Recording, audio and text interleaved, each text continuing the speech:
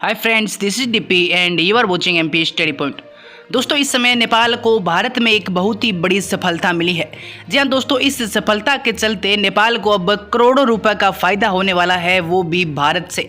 तो चलिए दोस्तों, देखते हैं क्या है पूरी अपडेट और नेपाल ने ऐसा क्या कर दिखाया जिसके चलते अब भारत नेपाल को करोड़ों रुपए का फ़ायदा देने वाला है।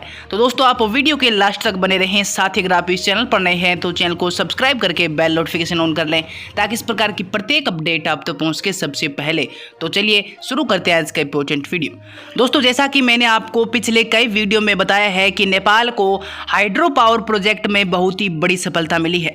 यानी दोस्तों, नेपाल पहले अपनी बिजली के लिए, इलेक्ट्रिसिटी के लिए दूसरे देशों पर निर्भर रहता था, और खास तौर से नेपाल को अपनी घरेलू आवश्यकता के लिए भी, अपनी घरेलू आवश्यकता की जो बिजली होती है उसके लिए भी भारत पर डिपेंड रहना पड़ता था। लेकिन दोस्तों, उसके बाद नेपाल ने काफ़ी हाइड्रो पावर प्रोजेक्ट शुरू किए, जिसके चलते नेपाल में अब इतनी बिजली का उत्पादन हो रहा है कि नेपाल के पास जो एक्स्ट्रा बिजली बच रही है उसे बेचने के लिए भारत के साथ समझौता हुआ था। इस पर हमने कई वीडियो में जिक्र कर लिया है। दोस्तों, भारत ने नेपाल के साथ ये समझौता किया था कि हम नेपाल से यानी नेपाली बिजली खरीदने वाले हैं। और दोस्तों, अब नेपाल ने भारत को बिजली बेचना शुरू भी कर दिया है। जी हाँ दोस्तों, जो नेपाल पहले भारत से बिजली खरीदता था, अब वही नेपाल भारत को अपनी बिजली बेच रहा है। तो दोस्तों, आप सोच सकते हो कि नेपाल ने हाइड्रो पावर प्रोजेक्ट में कितनी तरक्की की है।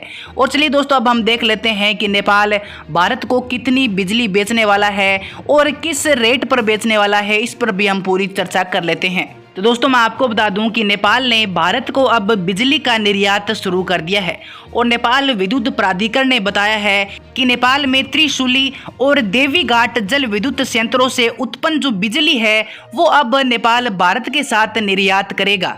और प्राधिकरण पिछले साल भारत के एनटीपीसी विद्युत व्यापार निगम लिमिटेड के ऊर्जा विनिमय बाजार में शामिल हुआ था।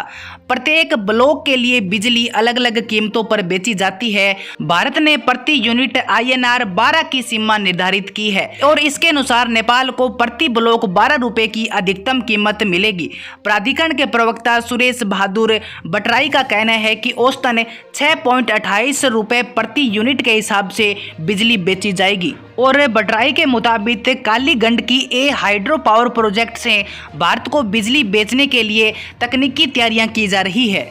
वहीं दोस्तों, मैं आपको बता दूं कि प्राधिकरण ने मानसून के दौरान नेपाल में उत्पादित अधिशेष बिजली को प्रतिस्पर्धी दरों में भारत को बेचने के लिए नवीनताएं भी मांगी है। नेपाल में जल विद्युत परियोजनाओं से उत्पन्न 200 मेगावाट बिजली की बिक्री के लिए भारतीय कंपनियों से प्रस्ताव मांगा गया है। और दोस्तों, मैं आपको बता दूं कि नेपाल को भारतीय बाजार में 364 मेगावाट तक बिजली बेचने की मंजूरी मिल चुकी है, और इसमें से 200 मेगावाट सबसे ज़्यादा बोली लगाने वाले को बेचने की योजना है।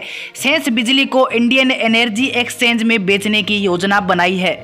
भारत ने नेपाल में 6 बिजली संयंत्रों से उत्पन्न बिजली को स्रोत मानते हुए भारतीय बाजार में बिक्री के लिए NIA को मंजूरी दे दी है, और देश में संग्रहित बिजली का निर्यात Dhalkebar Muzaffarpur 400 kV inter country transmission line के जरिए किया जाएगा। और नेपाल को NIA के स्वामित्व वाली त्रिशूली, देवीघाट, काली गंडकी ए, मध्य मरगंडी, मर्सियागंडी और निजी क्षेत्र के गिरन विचर्स लिखू 4 से उत्पन्न 364 मेगावाट बिजली के निर्यात की मंजूरी मिल चुकी है। जी हाँ दोस्तों, मैं फिर से आपको बता दूं कि नेपाल के हाइड्रो पावर प्रोजेक्ट से जो उत्पन्न बिजली है, और नेपाल के पास जितनी एक्स्ट्रा बिजली बच रही है उसे नेपाल ने अब भारत के साथ निर्यात करना शुरू कर दिया है। और दोस्तों, नेपाल अब अपनी बिजली को भारत के बाजार में बेचकर करोड़ों रुपए का फायदा उठाने वाला है। तो दोस्तों, अब आप सोच सकते हो कि नेपाल को हाइड्रो पावर प्रोजेक्ट में कितनी बड़ी सफलता मिली है।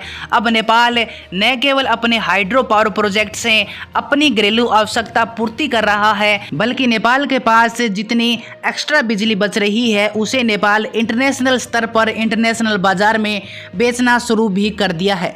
तो दोस्तों, सच में ये नेपाल के लिए एक बहुत ही बड़ी बात है। तो दोस्तों, इस बारे में आपके क्या विचार है? आप अपने विचार मुझे कमेंट सेक्शन में बता सकते हैं। और दोस्तों, अगर आप इस चैनल पर नए हैं तो नेपाल से संबंधित ऐसी ही और अपडेट पाने के लिए आप हमारे चैनल को सब्सक्राइब कर सकते हैं। तो दोस्तों, आज की वीडियो में इतना ही। मिलते हैं अगली वीडियो में एक नई अपडेट के साथ।